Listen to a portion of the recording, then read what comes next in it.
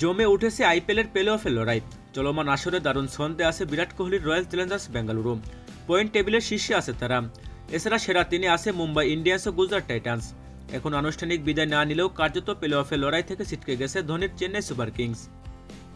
এখনও পর্যন্ত আইপিএলে 48টি ম্যাচ হয়েছে, বাকি আরও 22টি ম্যাচ। এখনও প্লে অফে ওঠার সুযোগ রয়েছে 10 দলেরই।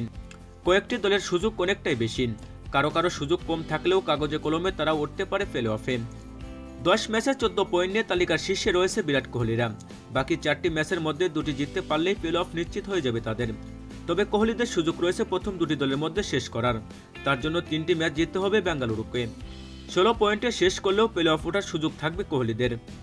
10 ম্যাচে 12 পয়েন্ট নিয়ে 2 আছে মুম্বাই ইন্ডিয়ান্স। শেষ 5টি ম্যাচ জিতেছে হার্দিক পান্ডিয়ারা।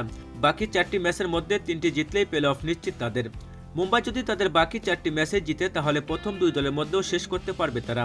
বাকি 4টির মধ্যে 2টি জিতলেই প্লে অফে ওঠার সুযোগ থাকবে মুম্বাইয়ের। 9 ম্যাচে 12 পয়েন্ট নিয়ে তালিকার 3-এ আছে গুজরাট টাইটান্স। প্রথম 2 দলের থেকে একটি ম্যাচ কম খেলেছে শুভমান গিলরা।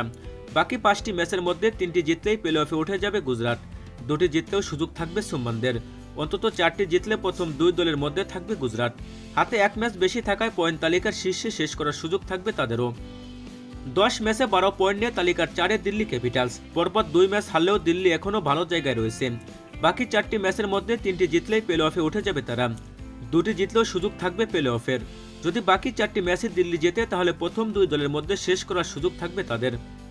9 ম্যাচে 11 পয়েন্ট নিয়ে তালিকার 5-এ আছে পাঞ্জাব কিংস। শেরেশ আয়ারদের বাকি আরও 5টি ম্যাচ, তার মধ্যে 4টি জিতলেই প্লে অফ নিশ্চিত সিরাজদের। 3টি জিতলেও প্রথম 4 দলের মধ্যে শেষ করার সুযোগ থাকবে পাঞ্জাবের। 10 ম্যাচে 10 পয়েন্ট নিয়ে 6 লখনৌ সুপার জায়ান্টস।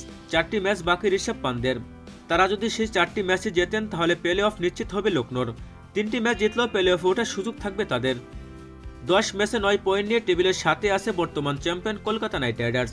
সর্বাধিক 17 পয়েন্টে পৌঁছাতে পারে তারা। তার জন্য বাকি 4টি ম্যাচে জিততে হবে তাদের। একমাত্র তখনই প্লে অফে ওঠার সুযোগ থাকবে আজিঙ্কা রাহানেদের। একটি ম্যাচ হারলেও বাকি সব দলের ম্যাচের উপর নির্ভর করতে হবে রাহানেদের। 10 ম্যাচে 6 পয়েন্ট নিয়ে 8-এ আছে রাজস্থান রয়্যালস। বাস্তবে সুযোগ কম থাকলেও খাতা কলমে এখনও প্লে অফে ওঠার সুযোগ রয়েছে রাজস্থানের। তার জন্য বাকি 4টি ম্যাচে জিততে হবে তাদের। সেক্ষেত্রে 14 পয়েন্টে শেষ করবে তারা। এরপরও রাজস্থানকে বাকি সব দলের খেলার উপর নির্ভর করতে হবে। সানরাইজার্স হায়দ্রাবাদ 9 ম্যাচে 6 পয়েন্ট নিয়ে টেবিলে 9-এ আছে।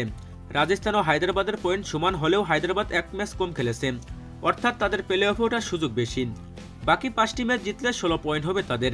সেক্ষেত্রে প্লে অফে ওঠার সুযোগ থাকবে প্যাট কামিন্সদের। তবে একটি ম্যাচ হারলে অনেক জটিল অঙ্কের উপর নির্ভর করতে হবে তাদের। 9 ম্যাচে 4 পয়েন্ট নিয়ে টেবিলের তলানিতে চেন্নাই সুপার কিংস।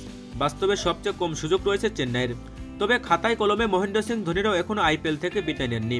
বাকি 5টি ম্যাচ জিতলে তারা 14 পয়েন্টে পৌঁছাবে। তারপরে বাকি 9টি দলের উপর নির্ভর করতে হবে তাদের। সে অঙ্ক বড় জটিল।